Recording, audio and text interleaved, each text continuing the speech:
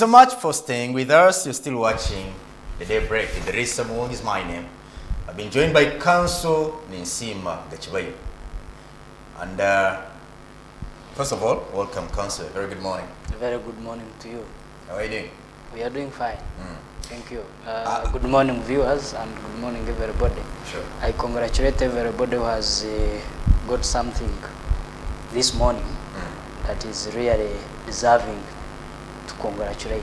Okay. And glory be to God. I also want to pass my sincere condolences to those who have challenges and those who have lost their dear ones, especially Farouk Chirunda, the Deputy Press Secretary to His Excellency the President, Haji Farouk Chirunda, who lost his dear wife. And I also want to thank those who were able to go for the burial on Sunday in Ruuka. Otherwise, I wish you a good presentation. Okay. I want to start by asking you to educate me Yes. on this so-called, I don't know whether, how I should term it. Is it a felony? Is it a what? This so-called thing of disturbing the peace of the president, disturbing the peace of the speaker. Is there disturbing the peace of Muonge? I was reading about Yes. Mr. Brora here, and one of the charges that trumped on him is disturbing the peace of the speaker. Educate me and the viewers out there. This so-called thing of disturbing. Yeah, I heard of it when we were talking about disturbing the peace of the president. And I thought it just applied to the president, but now it looks like it applies to everybody. Yeah, you see, I want to tell everybody that the framers of our constitution under chapter 4, they put there what we call fundamental human rights and freedoms, meaning you have your freedom or you have your right that is enshrined in the constitution as of chapter 4. But much as you have that right of freedom, when you are enjoying it, it shouldn't infringe on the rights of others. Okay? More so, there is what we call the Computer Misuse Act that was introduced by Honorable Seko. You remember that? So when some people have misused the social media, okay? They are media handlers that instead of maybe communicating something or maybe enlightening Ugandans like I'm doing now or you're doing so, they intend to one, attack others frequently and maybe disturb the peace of the president, the peace of somebody else. They can also disturb the peace. That's what I want to understand. Has it been in place for a long time, disturbing the peace of someone or something? Yeah, of course I said the framers of our constitution under chapter 4, they brought all the fundamental rights and freedoms. So meaning whoever disturbs your fundamental rights and freedoms, or where you think that your fundamental rights have been infringed on, then you go to courts of law under Article 50. Actually, Clause 1 and Clause 2 of the Constitution, 1995 Constitution of the Republic of Uganda.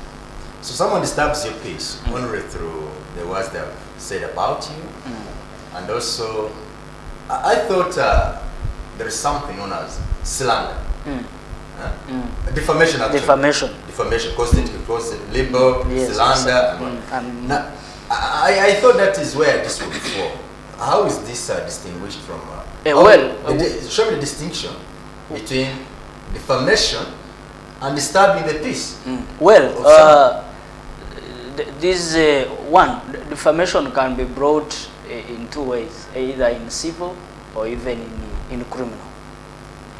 Now, if you want to pursue criminal, then the police has to come up, okay, and show from what you have been writing, and maybe you have defamed somebody, the defamatory statements that you make against somebody, okay? So police can, or if you you feel you are offended by the continuous defamatory statements of somebody who is somebody posing them against you, then you move to police, and police acts. But also you can also say, no, let me go to civil to seek damages because my name has been tarnished in the public domain. Because I'm glad that I have a less background of the law, and that is through media law. Among the defenses of against defamation is the truth. If what I've said about Council Gachibai is true, I think that's enough defense for me. So what happens in a case where someone has sued me for disturbing their peace, and it turns out actually what I'm saying, what I've even stated, is crystal clear. This person, there is even concrete evidence that the person has actually committed what I'm accusing her or him of doing. Is that enough defense, and am I not going to get acquitted? Well, you see, there is what we call the burden of proof. There is a section in the Evidence Act, Cap 6, Section 101 and Section 102, that brings about the burden of proof. You've already stated it categorically clear that he who alleges must prove. That is the burden to prove. Yes. So if you have written something you think is true, or it deserves to be true in... Then am I still on the table? No, me who is alleging that no, Edrisa has done this, has defamed me, I have a name to protect in the public, and what he wrote against me was malice, and that's when I come up and prove. So the burden of proof then lies on me, the one who is alleging that Edrisa did this to me, against me, and then I prove. So that's how now the case can start, the charge can start. Yes. So, but for the case of criminal, then that is the prosecution name. The prosecution. How does defamation turn to be criminal? Well, first of all, we are saying that the statements you have done, okay, one, apart from injuring or made, apart from injuring the reputation of that person, but also we are deterring, okay, we are deterring you and even other people who may see it as a bandwagon and then begin the same in the community. Because you see, the aim of criminal is majorly to punish, to deter. Yes, but I want to learn how that criminal element comes in. I've defamed you. I thought here you're taking it. How does it turn out to be criminal in nature? You see, all criminal offenses are guided by the Penal Code Act, that is Cap 120. Okay, so the malicious kind of statements and whatever you state, when for police to charge you for that defamatory statement has to look into the Penal Code Act, Cap 120. Okay? After all, the penalty is already there. Absolutely. And then looks for the section of the law in the Penal Code Act and then charge you. That's why sometimes we say, what has he, or what is he being charged of? And then somebody says, this is ABCD, then you look at the section of the law. Disturbing the peace of the speaker. I know I'm not going to push you to discuss this because you'll have done prejudice. Absolutely. Yes. But I've seen some other people being charged with disturbing the peace of the president. And I was here telling Ugandans, in my opinion, to me this has refused to sink into my head. I even used the words at some point as I find it to be nonsensical. Because this government, especially the leaders, disturb our peace every day. if I'm to sue the president himself for disturbing my peace, I see the certain duties he's charged with. He is supposed to execute some of his responsibilities, but he has absconded. He has not executed some of his duties as the president. The speaker herself, there's so many ways how she disturbs my peace. Can't I sue them for disturbing my peace in a way that they have failed to fulfill their mandate, to fulfill some of their roles they're supposed to play? Are they not disturbing my peace? No, there is when I come out to express myself, on this, then here you want to sue me for disturbing their peace. Yet it's them initially who disturbed my peace. Well, well, you cannot sue the president or neither the speaker from what you've said that they are disturbing your peace for not fulfilling their constitutional obligation or mandate. Okay? That is not disturbing your peace. Maybe the one you can say is that so my rights don't matter in this. No, the public officer has not fulfilled his or her constitutional obligation. Ultimately, that has denied me service. No, secondly, the framers of our constitution, when you look at Article 98, Clause 4, the president, you cannot, while holding office, the president can't be sued. Yes. That I know. Yes. So, but much as the president cannot be sued, okay, while holding office, we are saying for the president to take that presidential seat, he or she must take an oath. An oath, what we call the presidential oath, as stipulated in the 4th schedule of the Constitution of the Republic of Uganda. So, meaning, whatever the president has taken that oath of allegiance, okay, we expect him or her to perform to the expectations of the Ugandans. Yes.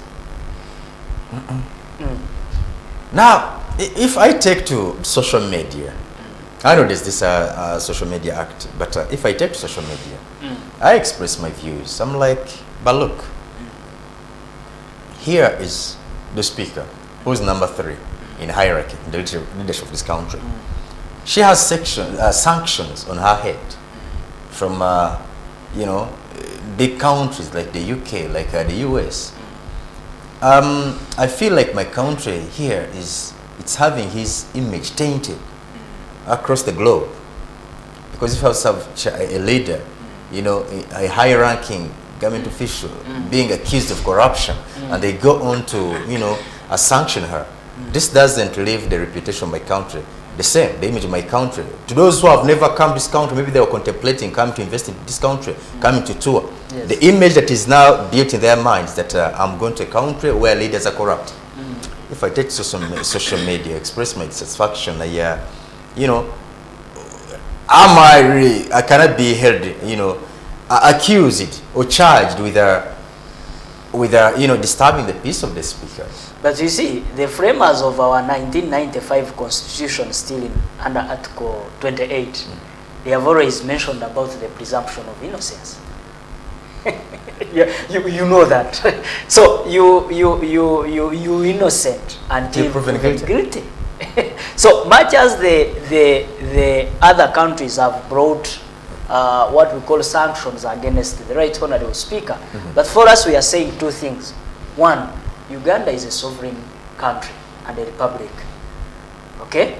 Under Article 5 of the Constitution of the Republic of Uganda. 2, we have what we call the judicial system of Uganda, okay? For us, we are saying, much as those countries have written or have pressed sanctions against the Right Honorable Speaker, but we are saying, let our judicial systems work here in Uganda, okay? 3, if you are sanctioning the speaker and our judicial, systems have not,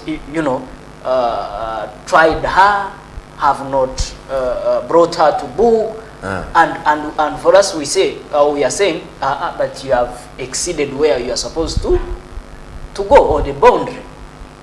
Because if you believe in rule of law, okay? And this is a matter that requires diplomacy and international relations. Okay?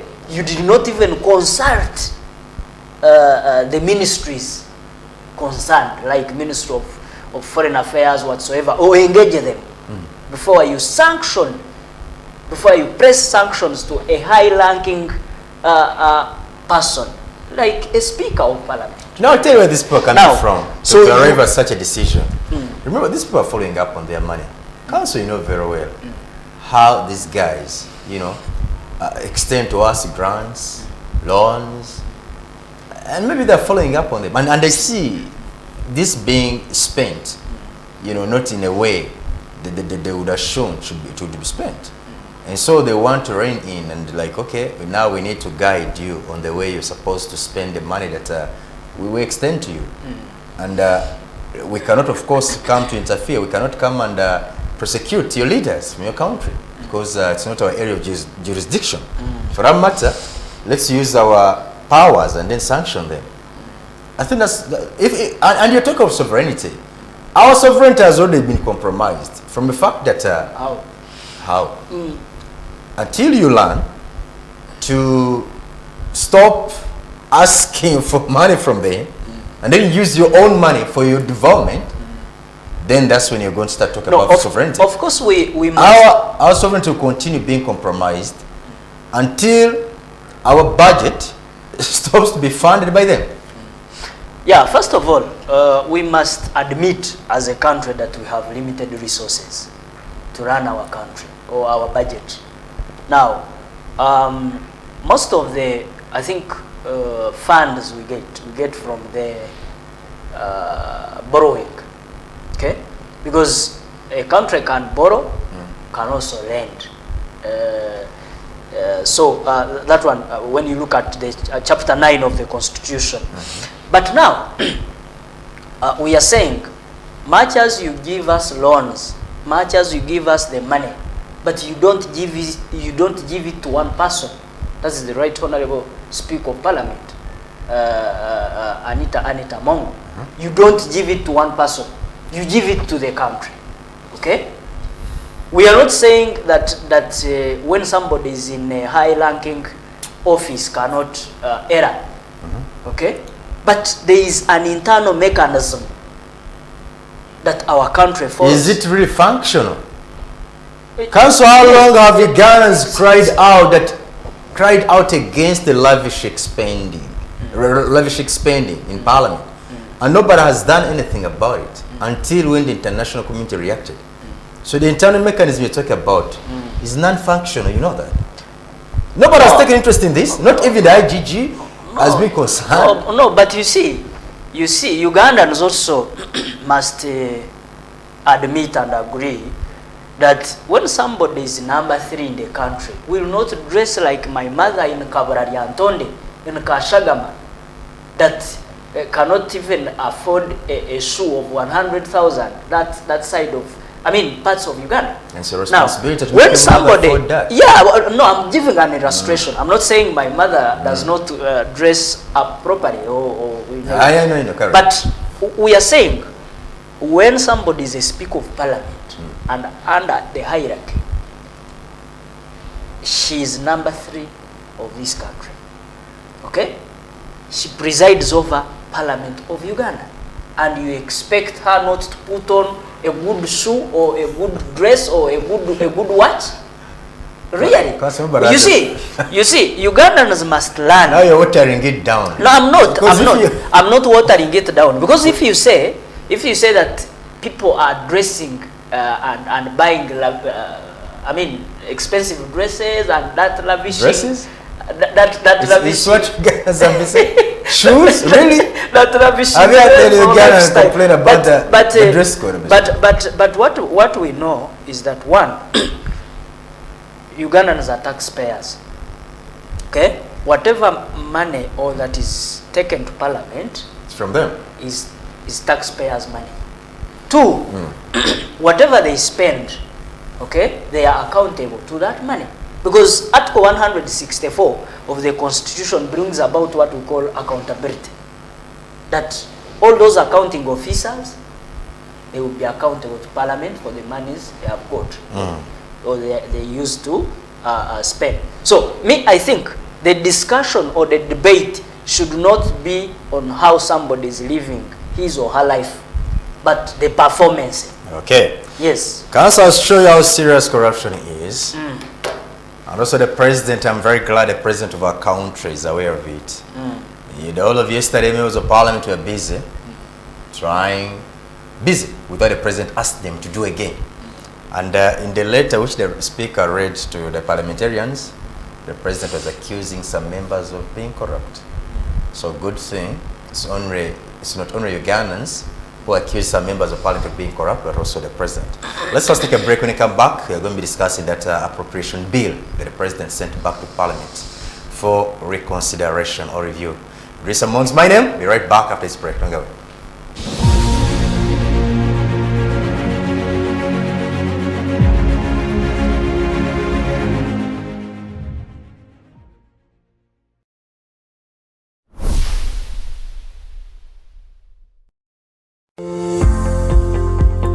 Uganda, your #1 leading education newspaper, is back, bigger and better. With articles to fully suit the educational triangle from the government, schools and parents all over the country, aiming at answering the ever left out questions, not forgetting revision questions and answers set by experienced teachers to prepare students for their finals. The Learner newspaper is supplied to over 12,068 schools all over the country with affordable advertising rates. We offer many more services which include uniform and sweater tailoring, all with an aim of easing work for the education. Contact us on 0754 777 029 or 0774 621 539. Email us on info@learnernews.com or visit our website at www.learnernews.com. You can also visit our offices at City Center Complex, Room J15, 4th floor, along Loom Street. The Learner, prioritizing education.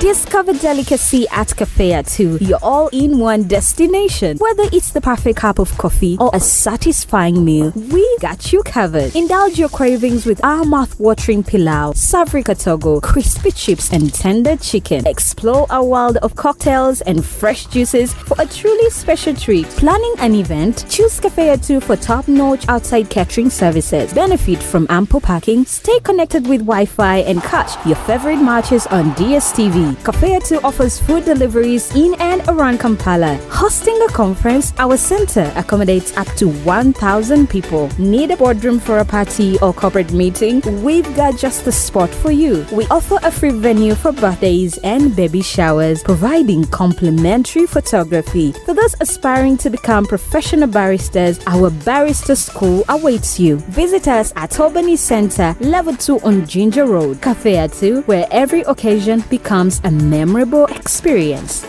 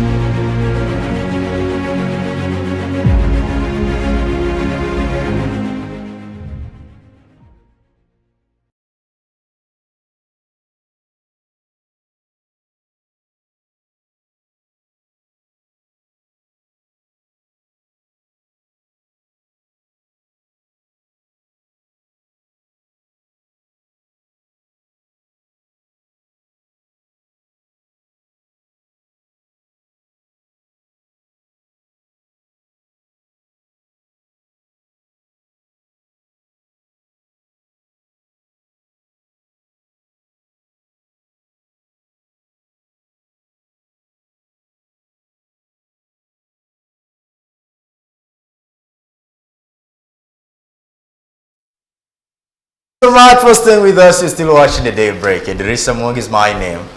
I'm still here with Council Ninsima Gachibayo. Council, we're still discussing something that offends me in this country. Every time I sit on national TV and I hear that a certain member of parliament or government official, has swindled money. You said, I've traversed this country and I've seen how people suffer in this country. And all they need, they're not asking for much. A health center 3 or 4, a good road that can link them, from their gardens there to the markets. That's what they're asking for. And we have enough money in this country that can do that. But I have just one government official, one member of parliament who can sit on a budget committee and try to bring in something to negotiate their cut here and there. I mean, take it up as you discuss the appropriation bill in parliament as the president asked the speaker, the speaker to call the parliament from recess, parliamentarians from recess, so that they can, converge and reconsider or rediscuss this appropriation bill. Yeah, well, first of all, we have always condemned on very many occasions individuals, the minority individuals in this country that think we'll keep swindling government money, that think we'll be exercising corruption in Uganda, and taking taxpayers' money for their own personal benefits. So that's why we in the party of the NRM, even if you are a high-profile person in this country, but for as long as there is evidence that you are corrupt, okay, we cannot just sit down and keep watching, but only saying that the law to come and take its course. And that's why I have always praised the State House Anti-Corruption Unit that is led by General Henry Isoke, and has tried to clean up. I've seen it in local governments doing a perfect job, and also bringing these corrupt individuals to the courts of law that have always taken taxpayers' money. I want to thank and salute the State House Anti-Corruption Unit team. But also, much as I'm saluting the State House Anti-Corruption Unit team for the work, I call upon Ugandans to collectively participate in this war. You see, the war against corruption cannot be fought by only the commissioned institutions alone, but also the collective responsibility of Ugandans, the whistleblowers, and those that can bring in information for this country to be clean, especially on the line of corruption. Now, the appropriation bill 2024 was passed at first by Parliament on 16th May. And so they took it to His Excellency the President for a sentiment. As Parliament was exercising its constitutional mandate under Article 91, the legislative powers. Now, when they took this appropriation bill to the President, 2024, of course the President noticed some things and then had to return it back. That is Article 91, 3B. He returned it back to Parliament. So I saw a letter that was drafted by the clerk to Parliament. That was on 27th, Adolf Mwesige calling parliamentarians to come back because they have been in the recess. And so calling them back to come and discuss and reconsider what the President had maybe noted. What had angered the President? Because he was angry. Upon returning this he was very angry that the Parliament sabotaging government programs.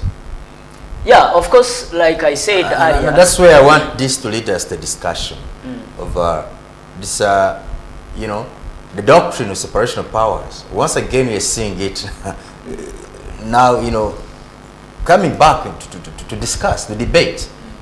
You know, the executive now pulling ropes with the executive, the legislature. But this time around, the person who's presiding over legislature seems to be submissive to.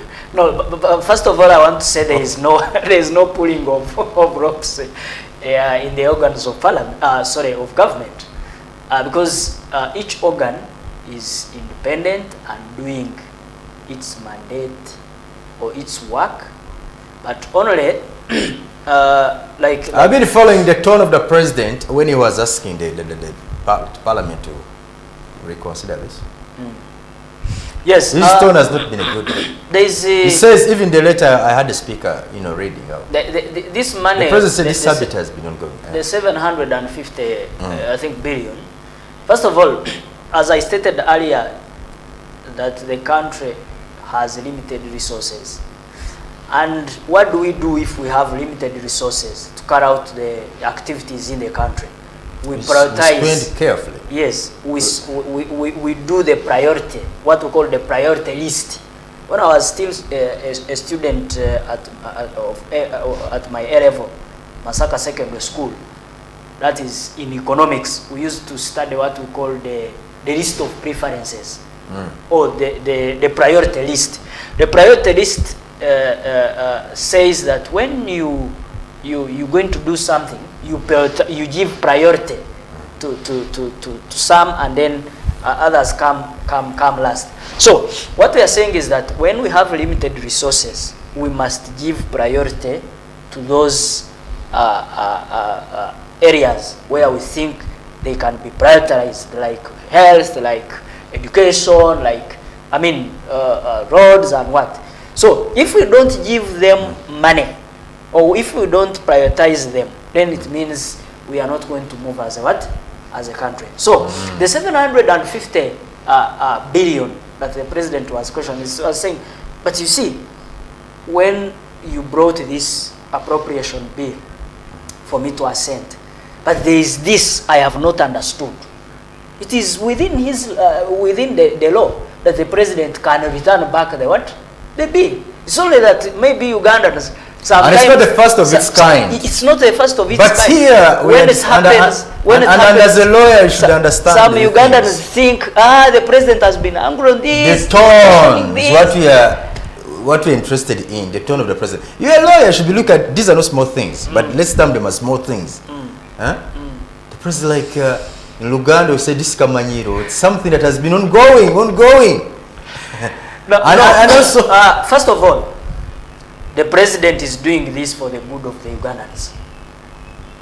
Okay? Good governance of Uganda. Carry on and convince Ugandans. Parliament is also doing its constitutional mandate. For their personal benefit? No, for the good of the Ugandans. Okay, so now. Because, you see, when they are where does the inconsistency now swinging? When they are passing the bill, or when they are doing their work on the floor of Parliament, they do it for the good of Ugandans. Because, you see, when you look at Article 79, Clause 1, that Parliament, Parliament shall have powers to make laws for peace, order, and good development and good governance of Uganda. So whatever they are doing as parliamentarians on the floor of Parliament, it is for the good of Ugandans. So them actually even accepting to reconsider the bill. They're bound to pressure. No, they're bound to pressure from the president. No, you see, the president as the head of state, when he and the head of executive, when he says rectify this, and not something maybe in that bill. So that's why you see Parliament has been in recess and has been called back to come and rectify that. I saw one member of Parliament take to the floor, and that was Hajat Kabanda. She was Butambara. Yes, and she was raising, and she was not the first one, but I saw also another person. They're like, but the president is accusing us of being corrupt. Now, this makes our moral authority questionable. Why should we even be discussing this? I mean, debating this or passing this again? He doesn't trust us. He has already tainted our image. And it took the Speaker of Parliament to tell members of Parliament that, look here, first of all, no member is corrupt.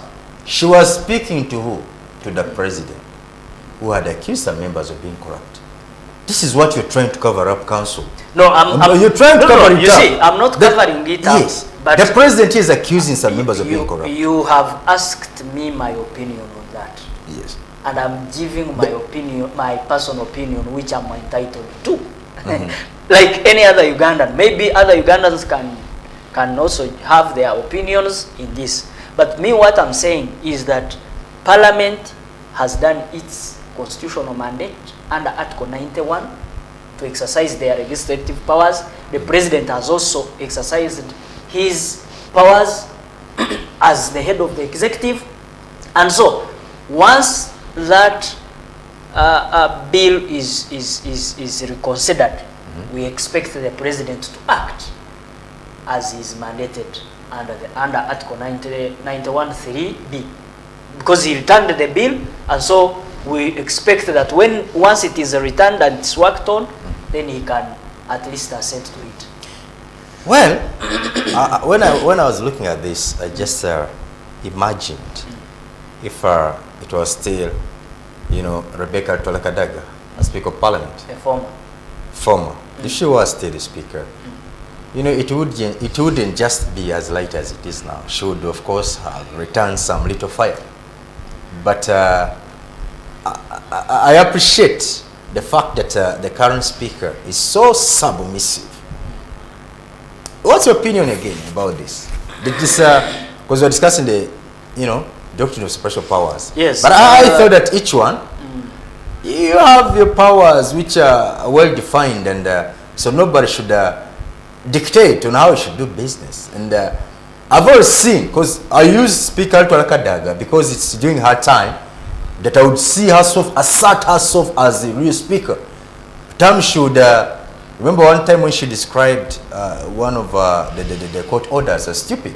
The court order from one Justice Kavuma. Remember that incident? She was like, this, you don't respect it. And also, at one time, we would also see some, we were seeing some rope pulling between the Parliament and the President. She was not, in other words, bound to every pressure from the President. But it looks like things are changing now. But from your perspective, the relationship, the current relationship between the Speaker, current Speaker, and the President, they're working in harmony. Although one may be pushing the other so hard, but the other is determined to continue being submissive. You see, first of all, I want to inform Ugandans that the framers of our constitution, the 1995 constitution, separated these organs. When you look at chapter 6, that mentions about the legislature, it talks about how Parliament will perform its work, and actually as an independent organ of government. When you look at chapter 7, it brings about the executive and how the president and the executive. Then when you look at chapter 8, it brings about the judiciary. Okay? And talks about the administration of justice. Actually, within that chapter 8, Article 128 brings about the independence of judiciary. Now, I want to inform whoever is watching that these organs are independent in performing their duty. But I remember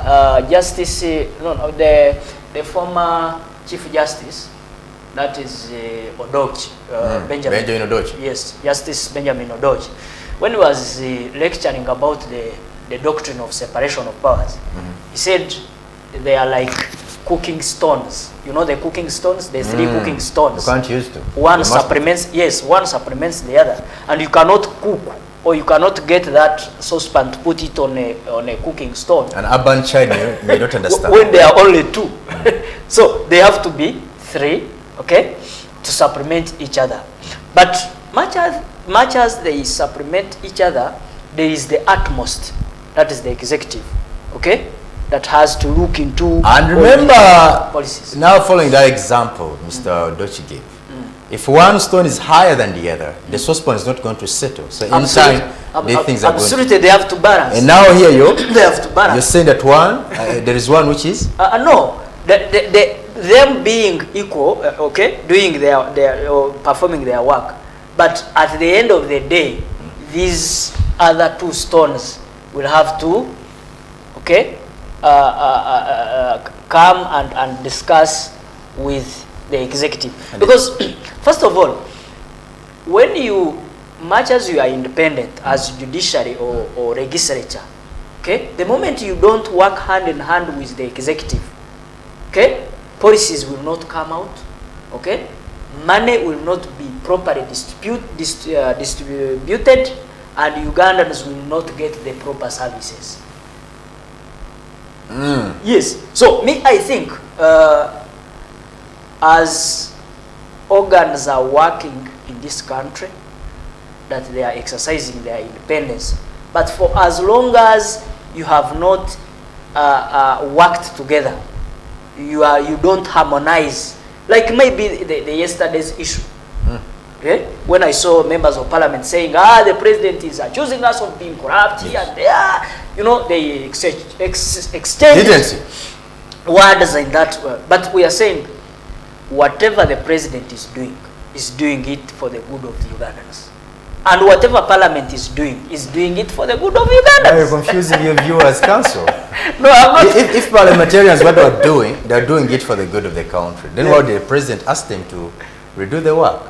Of course, reconsideration. It means there is one party here which is doing work to benefit themselves and not working for Ugandans. Because if that was the case, and you see, the president, I want to understand it now this way. And I think I want to understand where the president comes from when he asks the parliament to reconsider this. One is the president for the entire country. In others, he looks at the whole country, plans for the entire country. Whereas for them, they just focus on their constituencies. But they are national leaders. National leaders, but they are national leaders. They represent their constituencies. No, yes. But when that's why when they are doing budget or appropriation, I know it's for the entire country. For the entire country, yes. But this time around, it goes back. The president has a manifesto to fulfill. Yes. When he was asking Ugandans to re-elect him as president, there are certain things he promised, and he cannot operate them, can't do them without money. And so he has that on his shoulders. He has the entire Uganda on his shoulders. Whereas for them, they're looking at their constituencies, which are very small as compared to the entire Uganda. So I think I understand where the president comes from when he asks them a place. And when you say that he is doing it for the benefit of Ugandans, I agree with you. But when it comes to members of parliament, then I doubt. I admired the guidance of the vice president yesterday on the floor of parliament.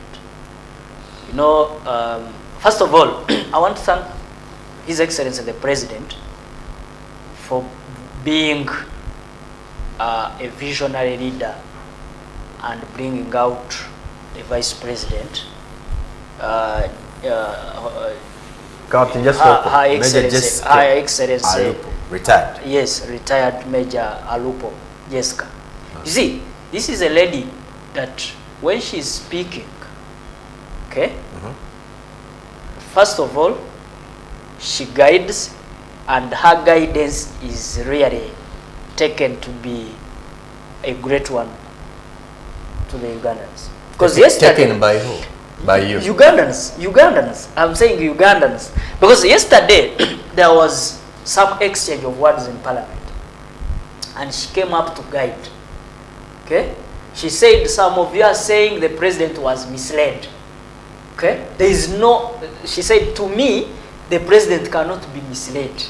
Oh, he has been misled a number of times. Has it come out on several occasions saying that he has been misled here and there? No, she was talking about this, the return of the appropriation. But the president has been misled before. The return of the appropriation bill, where people were saying, no, somebody went and misled the president. gave him wrong information that the parliamentarians are corrupt like that.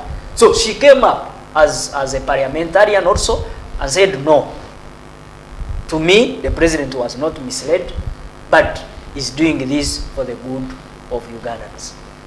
To return the bill, to reconsider the bill. Would you want would you want an appropriation bill to be signed when some sectors are not catered for, or others money is lacking? And now in this case, who cares for Uganda? It's only him, and not the parliamentarians. But you see, one of the cordial roles of those parliamentarians is representation. Okay, representation, legislation, budget approval or appropriation and oversight.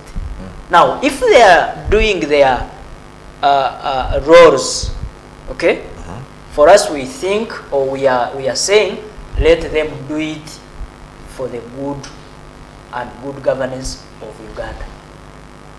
So those doing parliamentary roles for their personal benefits, then they are enemies of Uganda. Okay. Yes. Council, have to get out of here. Do you have any last remarks that you want to make? Well, first of all, I want to thank our viewers and also thank the management of BTM TV for this opportunity to talk to Ugandans this morning. Secondly, I want to tell Ugandans that being patriotic is great, and we should also keep emphasizing that.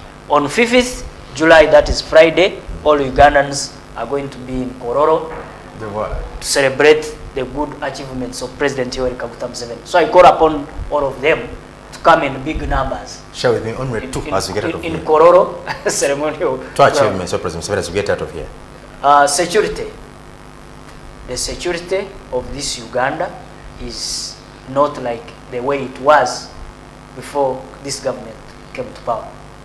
That is one.